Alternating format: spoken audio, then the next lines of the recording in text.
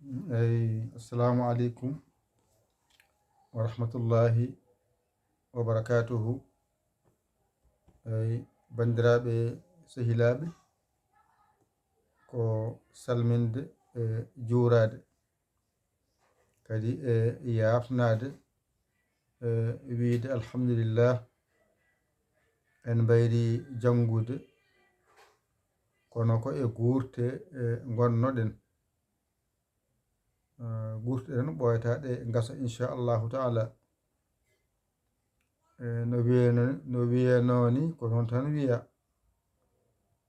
wiya ko eɗen jiɗi jangude. Allah soggoni on janginowo wadde on garat ballodiran e makko. Holno mbatton ha ballonmo?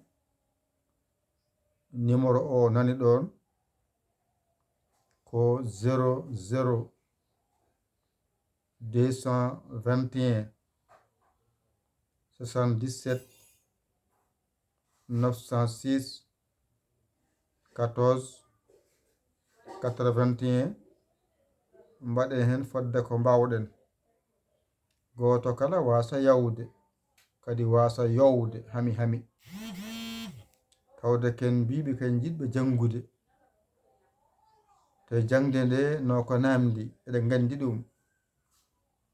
Jangowo accat janginowo accat hajuji muɗum waɗa feere jangina.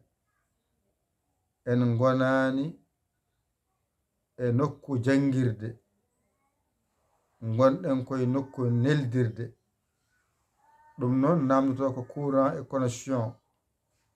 So goto fof heeɗi banggue tan joɗima toon ene sabbi jangde te jaɓani wallodirde e jangde e jangguinowo, kadi so arani wiya komo jiɗɗo jangude te jangguinomo ko neɗɗo no mani ko ñaamo ko jaro joom hajuji, nafata noon ko jinguen golle men jahoje ɗe. Jangde nde ko hunde sande wemde. Ay ɗo gonɗa ɗo e ɗo woni ɗo wona gotum, kono Allah waɗi ɗo rewete ha yette. On saaha mbawa jangude ɗo gonɗa, yettoma ɗo gonɗa, aɗa jangine ɗon ha wayno elle ko onon joddi nokku goto. Aɗa rewa ko wima ko ha mbatta windude mbatta jangude, wadde hay sinno a haranaka ballal, aɗa waɗi foti wadde ballal saka alani haali mbiɗa waɗ ballal. Ko ballal ngal wallata en ha mbawen jangude, saabu ko jangde mbiɗon.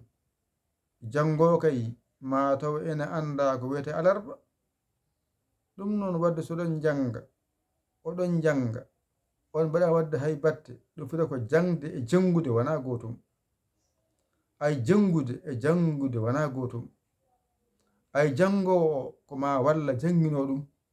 So tawi noon a wallani jangguinomo an ka jangguinowo ka jangguinowomo a wona ballowo. Ballirtamo ko tawde aɗa jogui ko aɗa neldamo nuldumo, mbiyamo nanguɗo ɓoltoro golle men jahoje ɗe. Ay golle men jahoje ɗe ko golle men jahoje ɗe wiyete.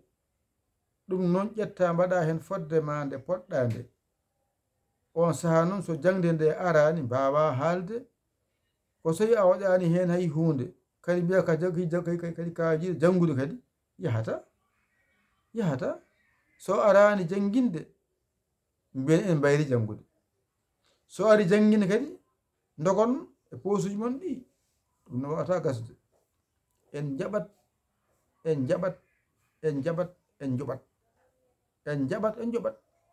jobdi ndi noon ko ƴettu ko mbawɗa gadda waɗe keese rena golle ɗe. So tawi connexion o yiɗama soodede, itte hen soode. So courant yonti itte hen yoɓe. Hajuji joom gollowo so yonti itte hen hajuji muɗum. Ko joom hajuji no monni. So goto fof noon yeehi dawi dawol muɗum, heeɓi kala muɗum, waɗe poos muɗum, arti wi jarama de, jokke golle, beltima de, ƴokkata golle yo haɗa gonga. ɗum kadi jiɗen haalande on koye guurte gonnoɗon ɓooyata ɓamten wadde ndennine yetto hade men fuɗɗade keɓen